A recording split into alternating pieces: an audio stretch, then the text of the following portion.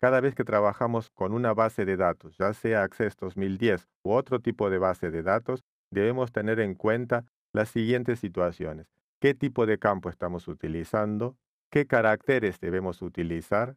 Y tener en cuenta los operadores que seguramente estarán asignados al tipo de campo o al campo que estamos utilizando. ¿Qué significa esto en detalle? Los tipos de campo serán asignados por el administrador o por el diseñador de la base de datos.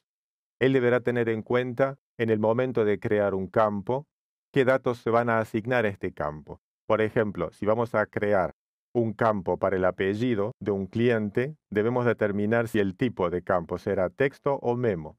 La diferencia es sustancial porque dependiendo del tipo de campo, es el volumen reservado y finalmente guardado dentro de la base de datos. Si vamos a tener un apellido y utilizamos el tipo de campo memo, para un apellido de 3 letras, tendrá una capacidad máxima de 64.000 kilobytes en la base del sistema. Esto, por supuesto, es un ejemplo extremo. Entonces vamos a utilizar el tipo de campo texto. Ahora bien, vamos a determinar un máximo de 55 caracteres, de 10 caracteres o de 20 caracteres. Esa es la tarea del administrador. Analizar de antemano el máximo de caracteres para cada tipo de campo. Si asignamos a un apellido el máximo de caracteres 255 caracteres y el usuario va a guardar un apellido de 3 caracteres, ese campo ocupará efectivamente dentro de la base de datos 255 caracteres, es decir, 255 bytes. Esto es un trabajo que debe determinar el administrador en el momento de decidir el tipo de campo. Lo mismo sucede con tipos de campo como moneda, fecha y hora y número.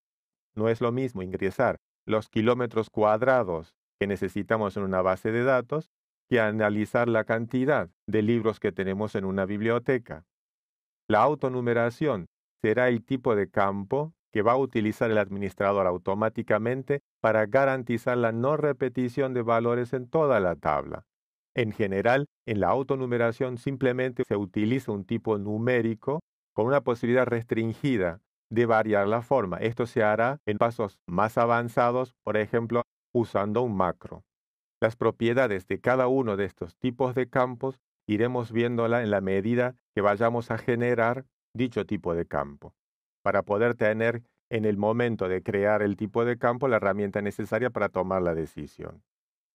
Luego de generado el tipo de campo, el usuario, quien ingresa los datos en una base de datos, deberá saber cómo ingresar estos datos. Si son números, cuántos dígitos. Si son letras, cuántas letras, mayúsculas o minúsculas. El diseñador va a determinar cómo será el ingreso de los datos y el usuario deberá respetarlos. De no hacerlo, no podrá ingresar los datos. Finalmente, el dato que va a ser ingresado va a ser analizado por el sistema de base de datos.